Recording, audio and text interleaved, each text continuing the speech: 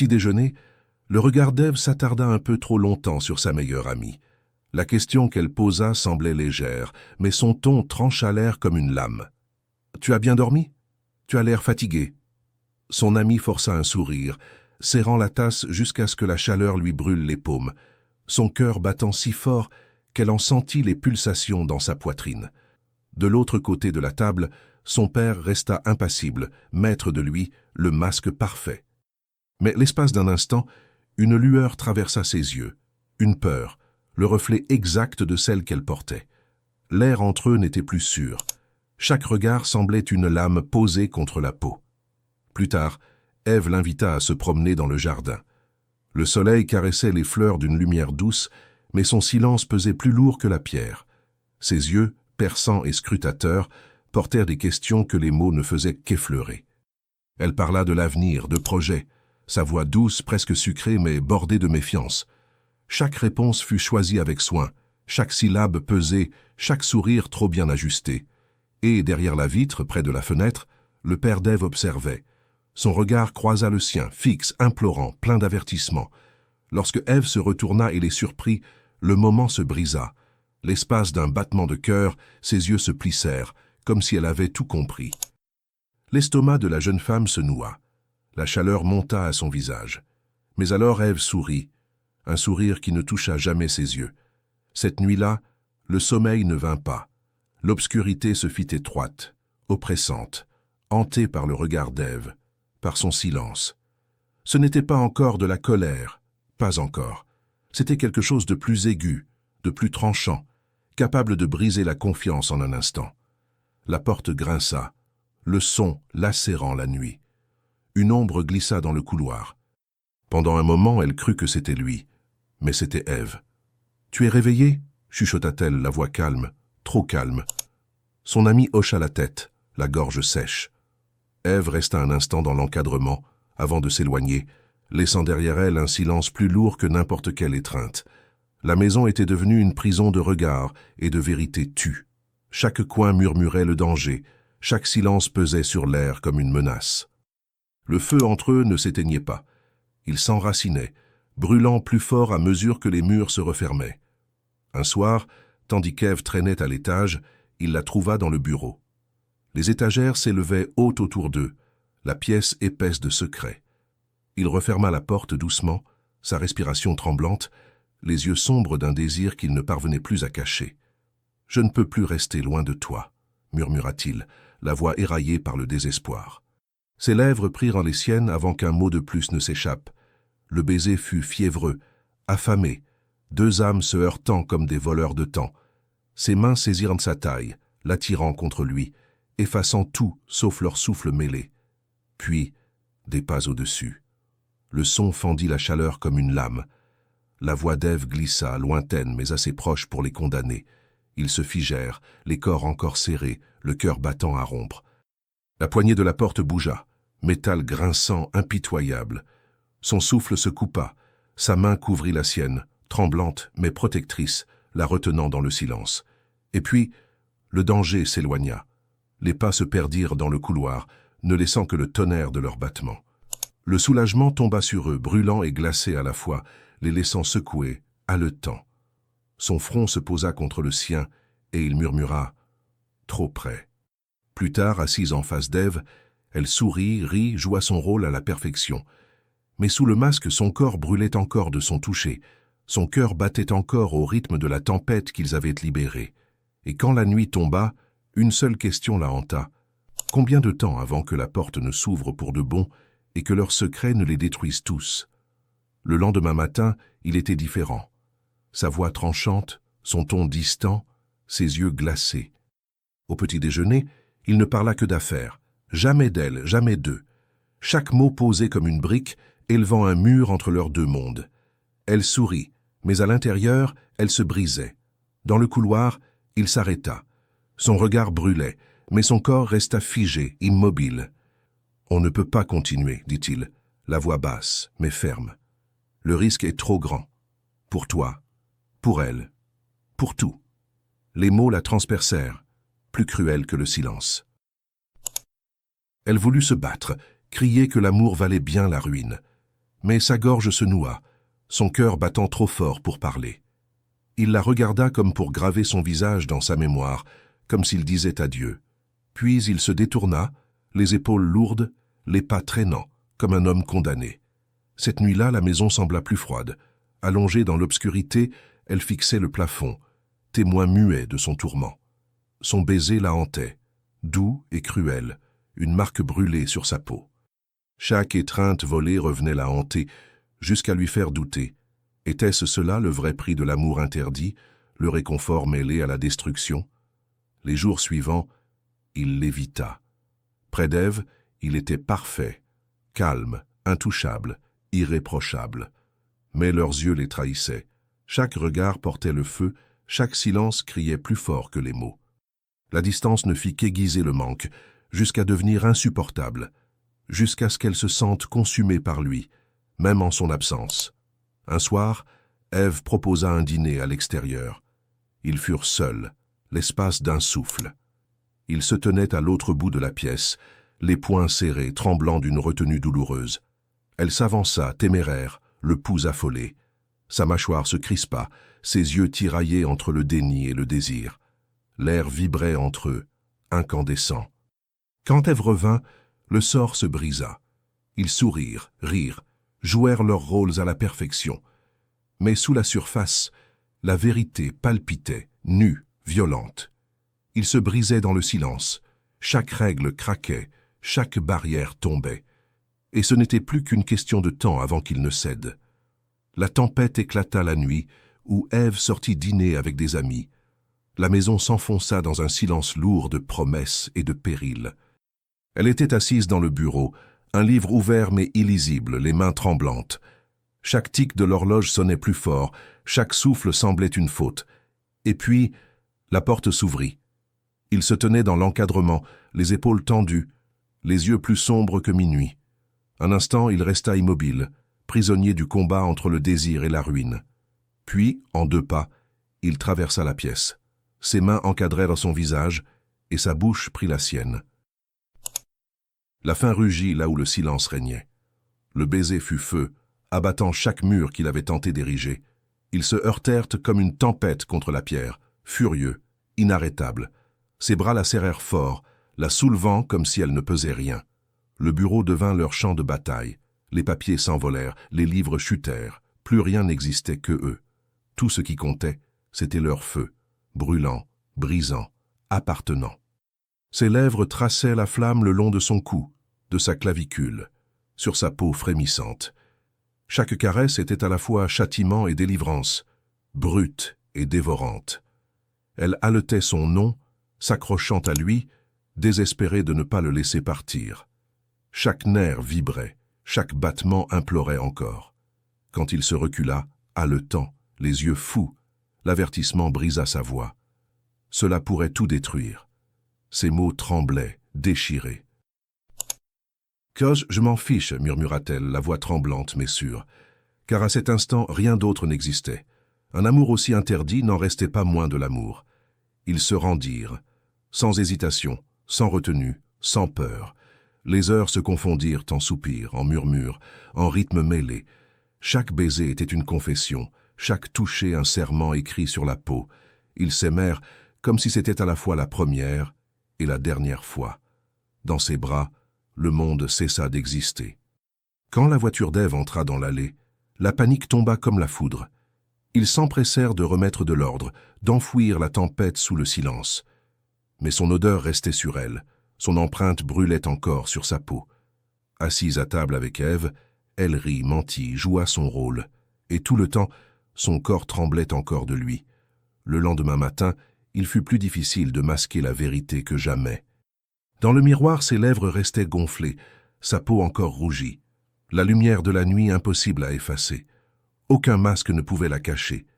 Et lorsqu'elle entra dans la cuisine, les yeux d'Ève furent des couteaux, silencieux, tranchants. Ève l'observa comme si elle pouvait lire sa peau. Au petit déjeuner, ses questions furent simples, mais son ton perça plus profondément. « Tu t'es couché tard hier soir ?» demanda-t-elle, en servant le café, la voix trop calme. La jeune femme hocha trop vite la tête, balbutiant une excuse à laquelle elle ne croyait pas elle-même.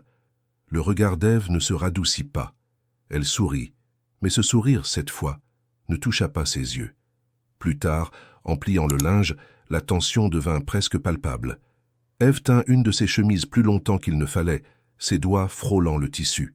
« Parfois, je me demande si papa se sent seul, » dit-elle, comme pour sonder. Ses yeux se levèrent, cherchant ceux de la jeune femme guettant la moindre réaction. Elle força un rire, mais son cœur battait à s'en briser. Les mots d'Ève flottaient entre elles comme un piège. Elle voulut tout avouer, tout déverser, mais l'idée de trahir la confiance d'Ève lui était insupportable. Alors elle mentit par le silence, laissant Ève emplir le vide de doute. La culpabilité s'enfonça plus profondément qu'une blessure. Ce soir-là, Ève la coinça dans le couloir, le visage grave. « Cash, il y a quelque chose que tu ne me dis pas ?» demanda-t-elle, la voix tendue. L'air se figea. Sa gorge se serra. Les yeux d'Ève brillaient, pleins d'amour et de soupçons à la fois. Elle secoua la tête, mais le mensonge se brisa dans sa poitrine. Ève s'approcha, sa main sur son bras. Douce, chercheuse, presque suppliante. « Tu es ma meilleure amie. Je saurais s'il y avait quelque chose qui ne va pas. » Elle força son regard à soutenir celui d'Ève, bien que ses yeux la brûlassent. Lorsque Ève s'éloigna, elle s'effondra contre le mur, tremblante. Les mots d'Ève résonnaient plus lourdement que les caresses de son père. L'amour interdit qu'elle désirait tant devenait un poison entre elles. Et pourtant, même en connaissant le danger, son cœur lui appartenait déjà. L'air s'épaississait à mesure que les jours passaient. Ève restait souvent près de son père, les yeux attentifs, fouillants. Elle lui posait des questions sur son passé, sur les femmes qu'il avait autrefois aimées. Chaque mot était une lame pour la jeune femme, chaque réponse une menace de chute. Un soir, dans le salon, Ève alla plus loin. « Tu penses encore à maman ?» demanda-t-elle, la voix stable, le regard fixe. Le silence qui suivit fut insupportable, un vide qui écrasait les poumons. La jeune femme retint son souffle, terrifiée par ce qu'il pourrait répondre. Son cœur cognait si fort qu'il en faisait mal. Il toussa, la voix calme mais trop mesurée. « Elle a fait partie de ma vie, oui. Mais le passé est derrière nous. » Ève pencha la tête insatisfaite. Ses yeux dérivèrent vers la jeune femme, s'attardant assez longtemps pour la blesser. La tension rendit la pièce plus petite, suffocante. Plus tard, quand Ève monta à l'étage, il fit les 100 pas dans le bureau. Sa mâchoire crispée, ses épaules tendues, le masque se fissurant.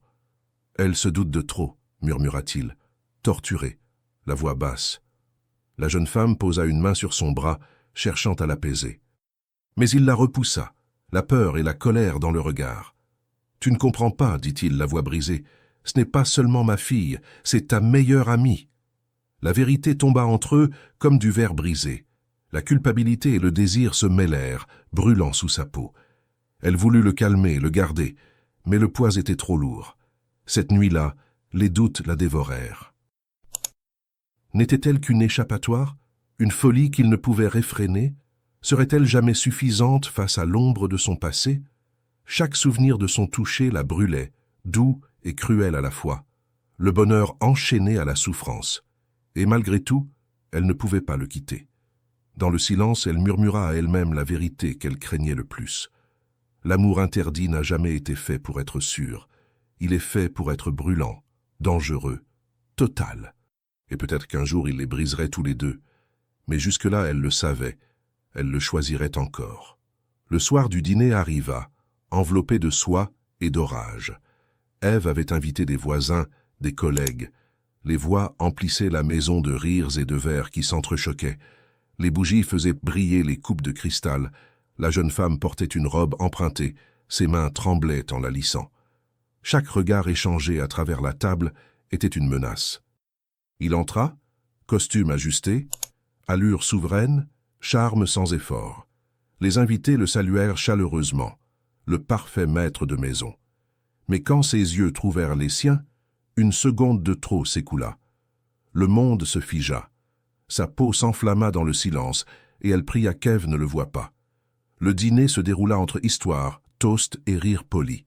Elle sourit, rit, joua la parfaite invitée. Mais chaque frôlement de sa main contre la sienne envoyait des éclairs dans ses veines. Une fourchette tomba, un verre se remplit. Chaque bruit semblait trop fort. Chaque instant reposait sur le fil d'un rasoir. Ève se pencha vers elle, la voix basse, moqueuse, mais acérée. « Tu es bien silencieuse ce soir. » Ses yeux se plissèrent, cherchant au-delà du masque. La jeune femme força un sourire, leva son verre pour cacher ses tremblements. Mais sous le regard d'Ève, le doute persistait. Un poison lent, installé dans sa poitrine. Lorsque le dessert arriva, la main de son père effleura la sienne sous la table. Fugace, cachée, mais le feu traversa son corps entier. Elle se redressa aussitôt, la peur d'être vue la paralysant. Un invité rit, ignorant tout, tandis que le regard d'Ève glissait, tranchant sur la table. Quand il retira sa main, la perte la blessa plus qu'elle ne l'aurait cru. La soirée s'étira, interminable, une guerre de retenue. Il riait, brillait, jouait son rôle de patriarche impeccable. Mais quand leurs yeux se croisaient, il y brûlait une noirceur qu'aucune façade ne pouvait cacher. Sous le masque du pouvoir, le feu grondait, prêt à les consumer à la lumière de tous. Quand le dernier invité partit, le silence tomba comme un couperet.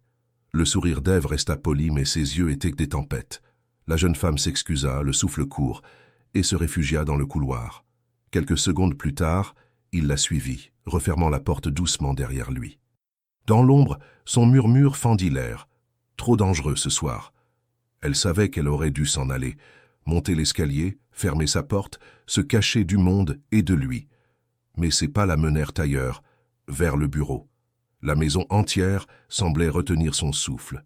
Le parquet grinça sous ses pas, le vent frôla les rideaux comme un murmure complice.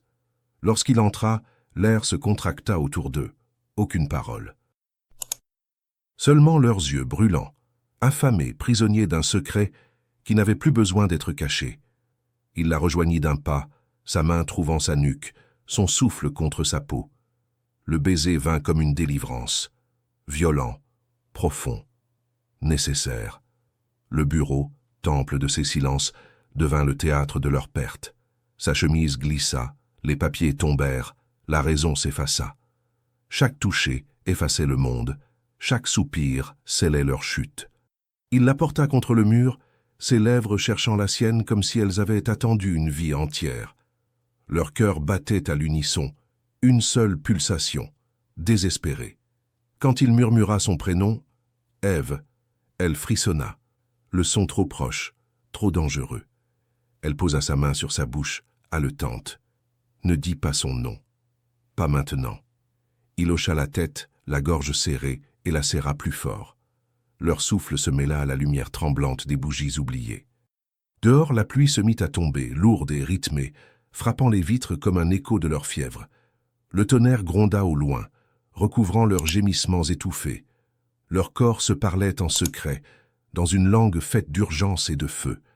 Ce n'était pas de la douceur ni de la tendresse, c'était la vérité nue, sauvage, impossible à retenir.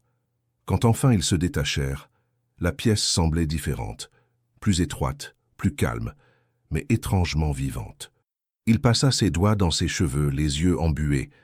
Si elle découvre... Elle secoua la tête, posant un doigt sur ses lèvres.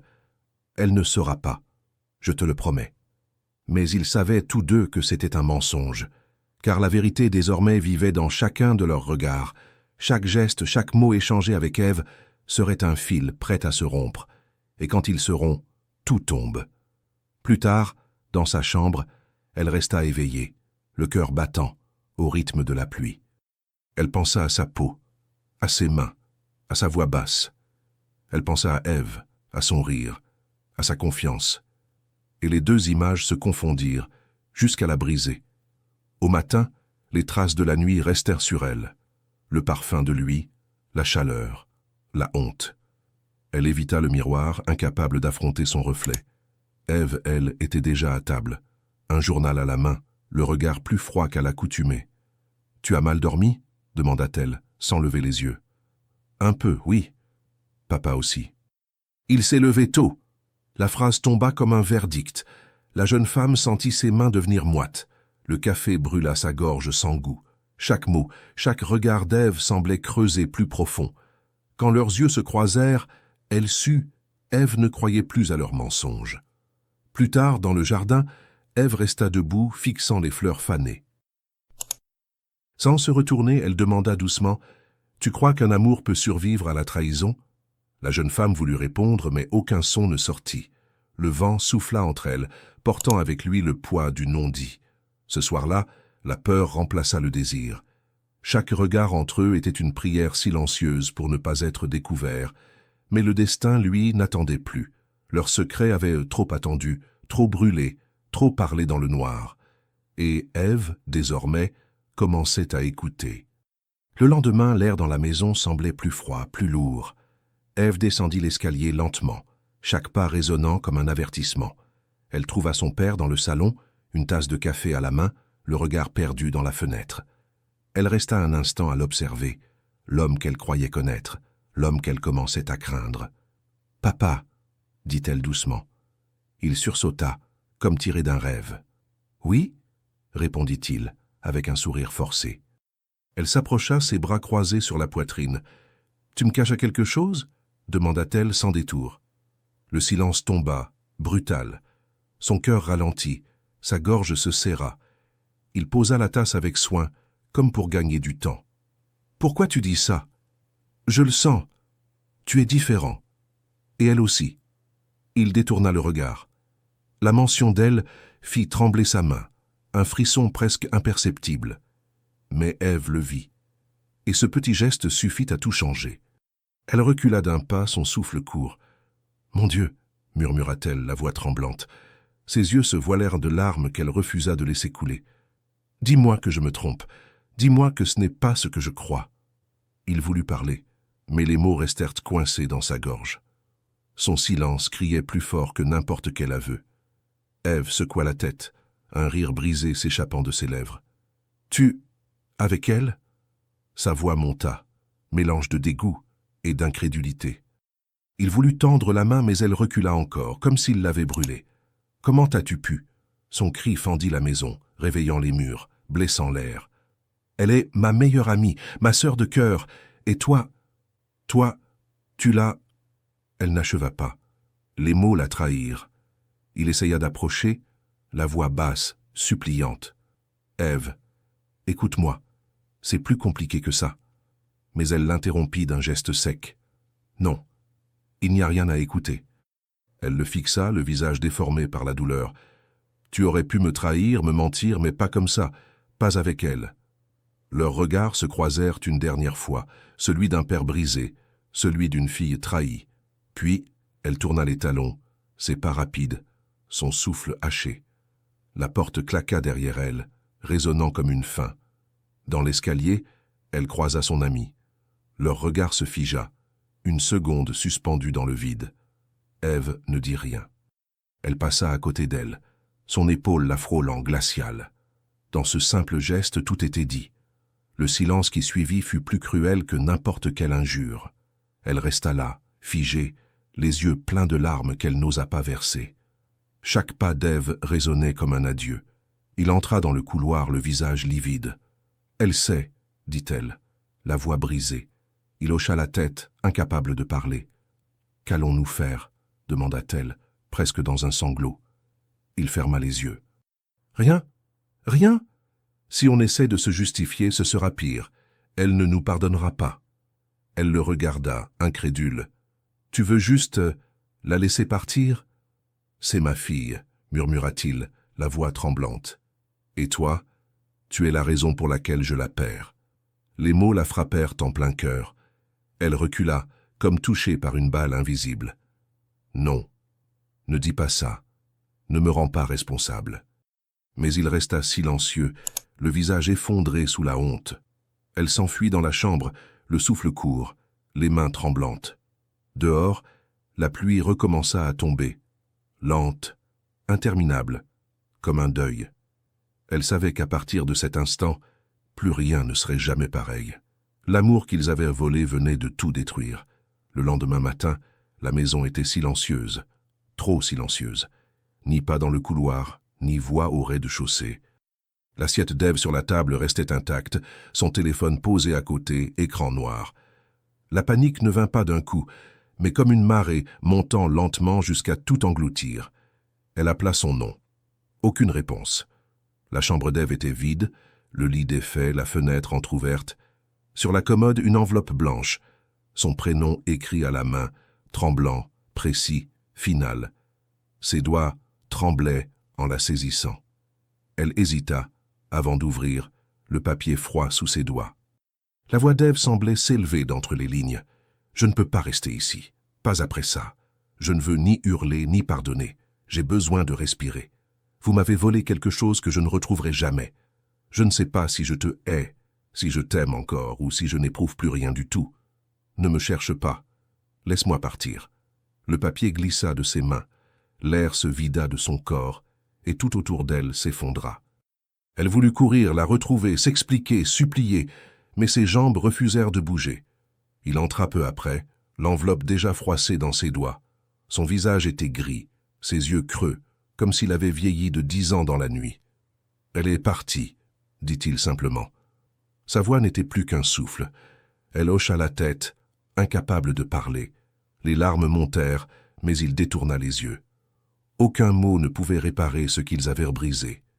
Les jours suivants se confondirent. La maison perdit toute couleur, tout son. Les fleurs du jardin se fanèrent, le café resta froid sur la table. Il errait comme un fantôme, le regard vide, les mains tremblantes. Elle, enfermée dans sa chambre, comptait les heures qui ne passaient plus. Parfois, elle croyait entendre la voix d'Ève, un rire dans l'écho du couloir. Mais ce n'était que le vent, moqueur, cruel.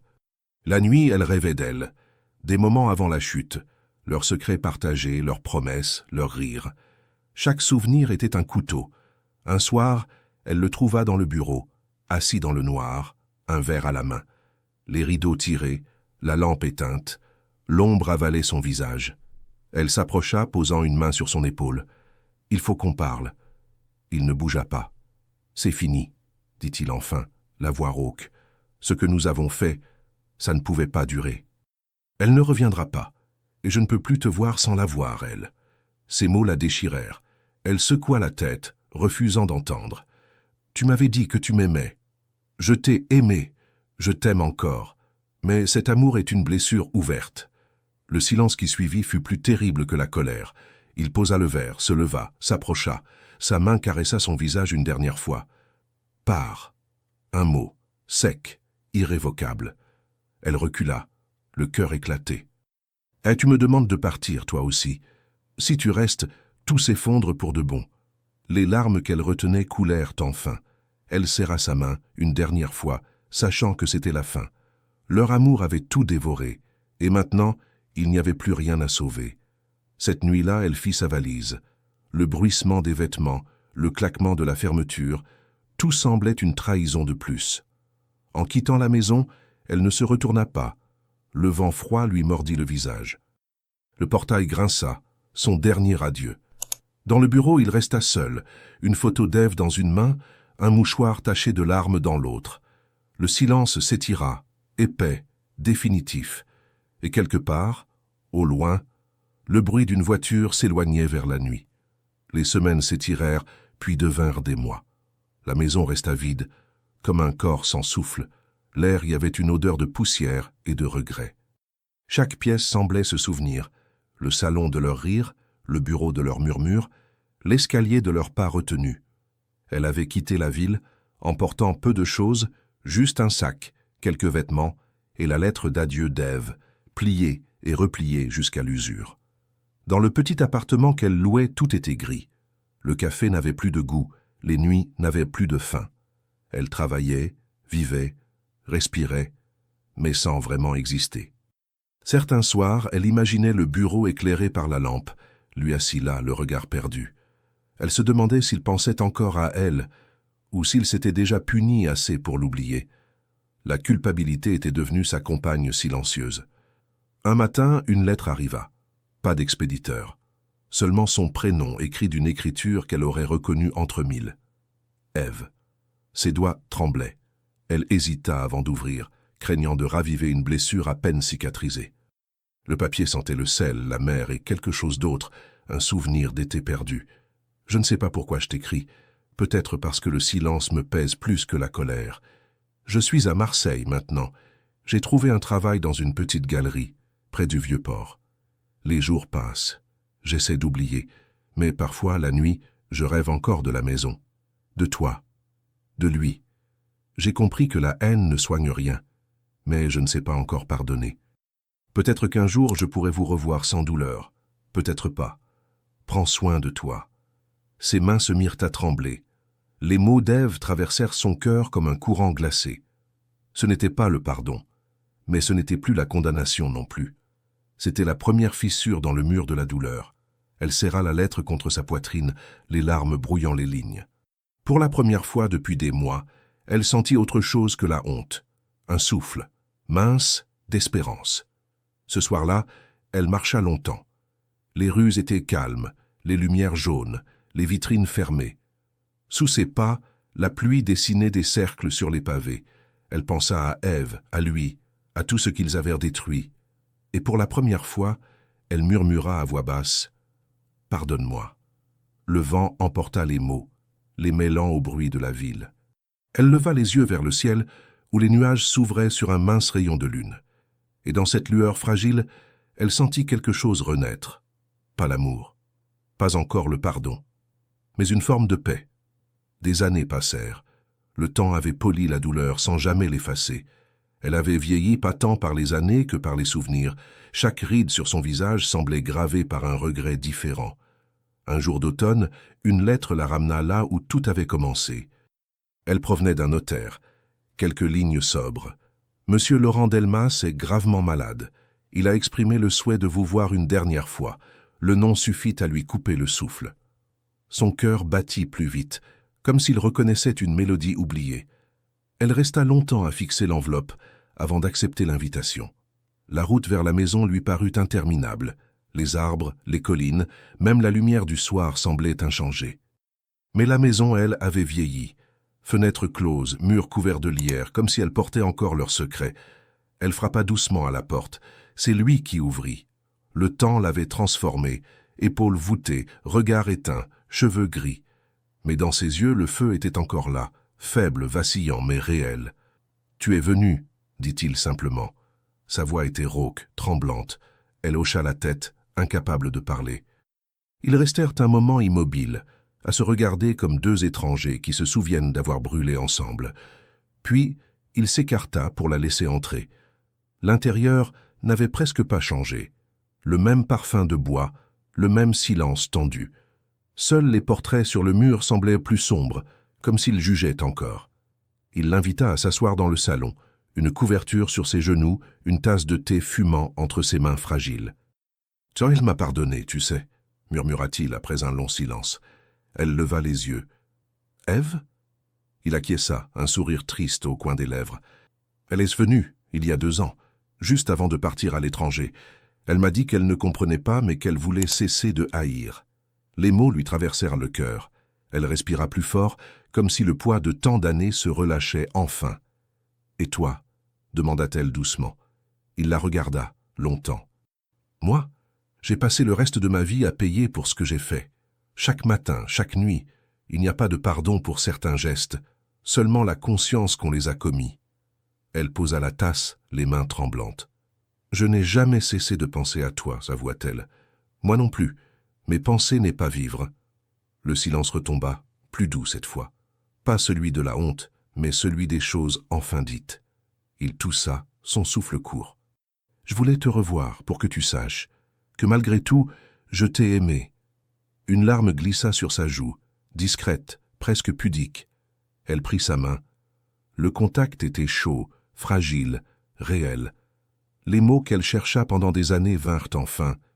Moi aussi. Il ferma les yeux, un sourire apaisé sur les lèvres. Alors je peux partir en paix. Le feu dans la cheminée se mit à crépiter doucement. Elle resta là, à lui tenir la main, écoutant le souffle s'apaiser peu à peu. Quand le silence tomba pour de bon, il était paisible, presque beau. Les années suivantes passèrent comme un rêve calme. Elle vendit la maison, garda seulement la lettre d'Ève et une photographie ancienne, 3 visages encore pleins d'espoir. Le reste, elle le laissa partir, comme on laisse le vent emporter les feuilles mortes. Elle s'installa près de la mer, dans un petit village du sud. Chaque matin, elle marchait sur la plage, les pieds nus dans le sable froid. L'eau lui rappelait tout ce qu'elle avait aimé et perdu, la pureté, la force, le mouvement. Mais il n'y avait plus de douleur, seulement une profonde mélancolie, presque douce. Un jour, alors que le soleil se couchait, elle aperçut une silhouette au loin, fine, élégante, familière. Son cœur se serra, puis se calma. Elle reconnut Ève. Elles restèrent immobiles un instant, deux ombres face à la mer. Le vent portait l'odeur du sel et du passé. Ève s'approcha lentement, un sourire hésitant sur les lèvres. « Je ne savais pas si tu étais encore ici. »« J'y reviens souvent, » répondit-elle. « C'est le seul endroit où le silence ne fait plus mal. » Elles marchèrent côte à côte, sans parler. Leurs pas laissèrent des traces que la mer effaçait aussitôt. Quand le soleil disparut derrière l'horizon, Ève se tourna vers elle. « Papa m'a écrit, avant de mourir. Il m'a dit que tu étais venue, qu'il t'avait revue. » Un silence. Puis plus bas. « Merci de ne pas l'avoir laissée seule. » Les larmes lui montèrent aux yeux. « Je ne l'ai jamais haï, même quand j'aurais dû. » Ève hocha doucement la tête. « Moi non plus. » Elles restèrent là, à regarder la mer. Deux générations liées par la même faute, le même pardon. Le vent se leva, jouant dans les cheveux d'Ève. Le ciel se teinta d'or et de mauve. Elle ferma les yeux. Et pour la première fois depuis longtemps, elle sentit que tout était à sa place. Le passé n'avait pas disparu, il s'était simplement transformé. En leçon, en prière, en paix, Ève prit sa main. Leurs doigts s'entrelacèrent, naturellement, sans effort. « Tu sais, parfois j'entends encore sa voix, » dit-elle. « Moi aussi, » répondit-elle avec un sourire, « mais elle ne me fait plus peur. » Leurs rires se mêlèrent au bruit des vagues. Et quand la nuit tomba, elles restèrent là, immobiles, le regard tourné vers l'horizon. Le vent effaça peu à peu leurs pas sur le sable, comme pour rappeler que rien ne dure, sauf l'amour sous d'autres formes.